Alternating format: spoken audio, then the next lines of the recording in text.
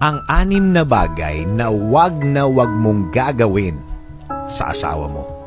Una, wag mong i-criticize ang pamilya niya. Kahit sinong Pilipino. Kapag kinanti mo ang pamilya niya, parang siya na rin ang kinalaban mo. Parang siya na rin ang sinaktan mo. Sa totoo lang, wala ka naman talaga doon nung lumaki siya. At anong pinagdaanan nila bilang pamilya? Ito na yata ang isa sa pinakamalaking dahilan ng isang malaking away. Kung may issue, daanin sa "It doesn't matter what will you say. It's how you say it." Pangalawa, walang kwentuhang ex. Tama, ito na naman.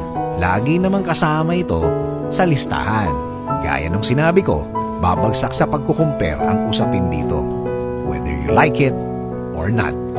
Kung ayaw mo ng malaking gulo, huwag gagawin ito. Pangatlo, hamon ng hiwalayan. Eto na naman tayo. Lagi na lang ang feeling ko na kapag nag-away, walang hamunan ng isang bagay na pagsisisihan sa bandang huli. Ang mahirap dito, baka ang isa sa inyo pumatol. O kaya, kung walang pumatol, baka isipin na lang na palagi na option ito at nasa isip na darating at darating sa inyo ito. Again, ang pag-aaway ay isang pag-uusap din. Iba nga lang ang tono. Kung mainit na, magpalamig muna. Then, balik na lang ulit hanggang sa maayos. Pang-apat, walang tawagan ng pangit na pangalan.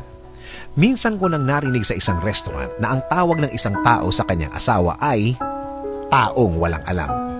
Ang eksakto niyang sinabi, "Alam mo naman yung asawa kong walang alam." Ano din kaya ang tawag sa kanya ng asawa niya kapag nakatalikod siya? Panglima, matulog ng galit. Masarap ang tulog ng walang iniisip at pagpapasalamat lang ang nasa puso mo. Ang hirap matulog ng may kaaway, lalo na kapag asawa mo ang kaaway mo. Kung posible, hanggat maaari, huwag matulog ng galit sa isa't isa. Pag-usapan na yan, kahit puyatan, basta't matapos lang. For sure, kung gagawin nyo ito, malaki ang pakinabang nito sa pagsasama nyo. Promise. Wala namang nagsabi na masarap mag-asawa ng diretsyo. Meron at merong problema yan. Sure ako dyan. Depende na lang sa mag-asawa kung paano magiging peaceful ang pagsasama na yan. Kaya napaka-importante sa pagsasama ang blessings ng Diyos. Maniwala ka, kailangan nyo ang Diyos sa gitna ng pagsasama nyo.